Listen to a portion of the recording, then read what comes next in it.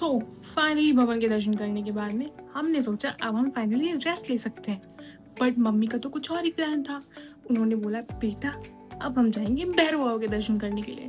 और हम मन में ये सोच रहे थे कि मम्मी हमारी बैटरी कल रात डेड हो गई थी, अब खुद को पावर बैंक से चलाएं हम। उसके बाद में जैसे तैसे करके हम रोपवे से ऊपर गए और उसके बाद में हमें मिल गई गर्मी की welcome speech, welcome to Tandoor point. And अब आपने अगर गर्मी की वेलकम स्पीच सुन ली हो तो let me give you my welcome speech. Welcome to day 3 of this Vaishno Devi series. इसमें मिलेंगी आपको भैरव बाबा की ब्लेसिंग्स, रोपवे का थ्रिल और मम्मी की बार्गेनिंग स्किल्स।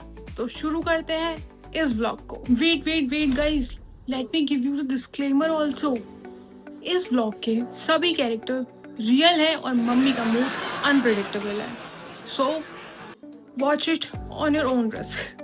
भवन के दर्शन करने के बाद में मेरे मम्मी पापा की ट्रेन फिर से छूटने लगी। उनको लगा कि अगर हम अभी दर्शन करने नहीं गए ना तो भैरव बाबा सीरियसली बुरा मान जाएंगे और एंट्री नहीं देंगे। और मेरी आंख में जो इतना इनटॉलरेबल दर्द हो रहा था कि मैं बता भी नहीं सकती। तो भाइयों निकल पड़े हैं हम अपनी राह पे। हमने टिकट्स घर से ही कर लिए थे क्योंकि रिस्क नहीं लेने का। वहाँ टिकट्स नहीं मिलते आराम से, चाहे तुम पूरे दिन खड़े रहो। धूप में खड़े होने के बाद में फाइनली ऊपर पहुँचे जहाँ से बैठना होता है। और बैठने के बाद ऐसा लगा भाई VIP पास मिल गया हो, जन्नत मिल गई हो, क्योंकि भाई टांगों को थोड़ा रिलैक्स मिला था। यहाँ से बस थोड़ा सा ही चलना पड़ता है, मतलब 5 मिनट भी नहीं लगते आपको दर्शन मतलब भैरव बाबा के मंदिर तक पहुँचने में।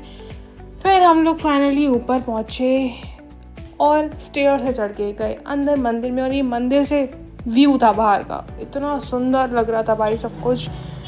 हाँ फ़ोटो खींचना मना है पर मैं मानूंगी नहीं, मैं बदतमीज़ हूँ थोड़ी। उसके बाद में हम आए नीचे उतर के, रोपवे से ही आए थे। पापा और भाई का थोड़ा वेट कर रहे थे, वो लोग कहीं गए हुए थे। उसके बाद में मेरी मम्मी की फिर से ट्रेन छूटनी शुरू हो गई कि मुझे अर्धकुमारी ही जाना है। उन्होंने भाई किसी से जुगाड़ करके कूपन्स भी ले लिए, टिकट्स भी, वहाँ जाने के लिए टिकट्स नहीं होते हैं वो भी ले लिए। फिर हम लोग अर्धकुमारी पहुँचे, कुछ खाया पिया और उसके बाद में हमें 6-7 घंटे वेट करना पड़ा था। और मम्मी वॉज लाइक मैं वेट करके ही रहूँगी। फिर मेरा फ़ोन ने मुझे धोखा दे दिया और डेड हो चुका था, तो मैं आगे का कुछ शूट नहीं कर पाई। फिर हम लोग नीचे आके फाइनली अपने होटल में आके हम लोगों ने फ्रेश हुए, सो हो के उठे। मम्मी ने बोला अब बहुत देर हो चुकी है, मैं अपनी एनर्जी ना अंदर रोक नहीं पा रही, तो मुझे मार्केट जाना है। तो फिर उन्हें लेके गए मार्केट। बारिश हो रही थी लेकिन फिर भी भाई उन्हें शॉपिंग करनी थी। अब मम्मी को कोई कैसे मना कर सकता है, थप्पड़ थोड़ी ना खाना था वहाँ पे। इतना सुंदर व्यू हो रहा था भाई बारिश में वहाँ पे, मतलब अच्छा लग रहा था यार घूमते हुए। फिर मम्मी गई अपनी बेस्ट फ्रेंड के लिए चूड़ियाँ ख़रीदने की। ओ माय गॉड, अगर मैं उसके लिए चूड़ियाँ नहीं खरीदूँगी तो वो बहुत बुरा मान जाएगी, उसका दिल टूट जाएगा ब्रेकअप हो जाएगा इनका। जोक सपाट। उसके बाद में हम आए अपने रूम में और पापा मम्मी का ये फिर से शुरू हो गया अपने घर का खाना पीना खोलना। और हमें कुछ समझ नहीं आता हम क्या करें, तो हम लोग टीवी ही देखने बैठ गए। और ये लोग अपनी एनर्जी मतलब सोने के बाद में इतने कंट्रोल ही नहीं कर पा रहे थे, इनको फिर से घूमना था। फिर से निकल पड़े घूमने के लिए।